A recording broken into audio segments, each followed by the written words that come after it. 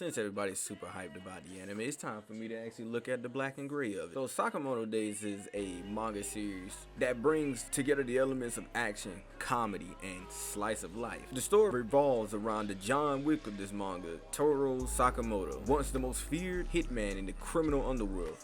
He was known for his exceptional combat skills, tactical genius, and ruthlessness.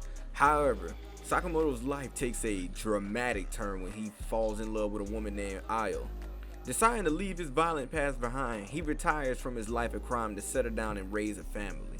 Now overweight and seemingly mundane, Sakamoto runs a small convenience store. Despite his appearance, he still possesses his deadly skills and sharp instinct. His past, however, is not so easily forgotten, as various figures from his former life, including old allies and adversaries, resurface and challenge him and his life of his decision to live peaceful. So far, Sakamoto Days seems pretty different from the things I've been reading so far. Sakamoto Days has a very unique premise. The juxtaposition of a retired hitman leading a domestic life while dealing with the shadows of his past is innovative and compelling. This premise offers a fresh take on the action genre, providing both high-stake conflicts and heartwarming moments. The characters in this is pretty much top tier. The manga features a colorful cast of supporting characters, including former associates from Sakamoto's hitman days to new enemies and quirky individuals he's encountered in his daily life. Each character adds depth and humor to the story and contributes to its charm. Sakamoto transforms from a lean and deadly hitman to an overweight, peace-loving store owner. Is both hilarious and kind of terrifying, because you imagine someone like John Wick or Fable, like the last video I just made. Please go watch it for me. This drastic change in his appearance and lifestyles forms a crux of the manga's comedy and sets it apart from typical action manga. Characters like Shin or Sakura. Shin is a young telepathic hitman who initially tries to kill Sakamoto but ends up becoming his ally. His interactions with Sakamoto provide much of the series' humor and insight into Sakamoto's past. Some of the supporting cast characters like Ayo and many more, but particularly Ayo, Sakamoto's loving and supporting wife, and their daughter adds a touch of normalcy to the story. Various adversaries, each with unique abilities and background, keeps the narrative fresh and exciting. Now, while Sakamoto is now living a peaceful and quiet life, he still possesses his extraordinary skills. The manga skillfully blends his action sequences and where Sakamoto's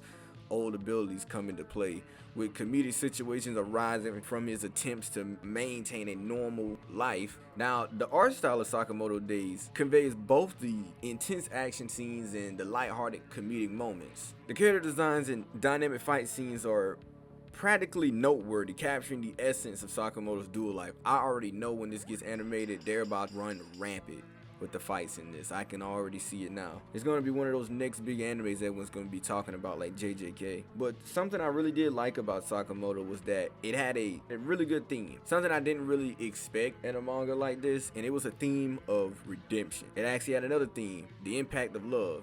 And it had a final one that I probably may have just thought it was, but I could be wrong. But the desire of a peaceful life. Well, that can't be something I thought of, because that's literally throughout the entire narrative. Despite his past, Sakamoto's commitment to his family and his efforts to avoid violence whenever possible adds emotional depth to the story. I know I spoke a lot about the humor, but I didn't go into specific details. But the humor in Sakamoto Days, yeah, take a shot every time you hear me say that, often stems from contrast between Sakamoto's fearsome past and his current somewhat clumsy persona. Situations where his old life collides with his new one lead to amusing and unexpected outcomes. Now, as the story progresses, Sakamoto's past inevitably catches up with him, drawing him back into the old world of the hitman and assassin. Despite his desire to retire, he's forced to confront old enemies and protect his loved ones, all while maintaining his cover as an ordinary shop owner.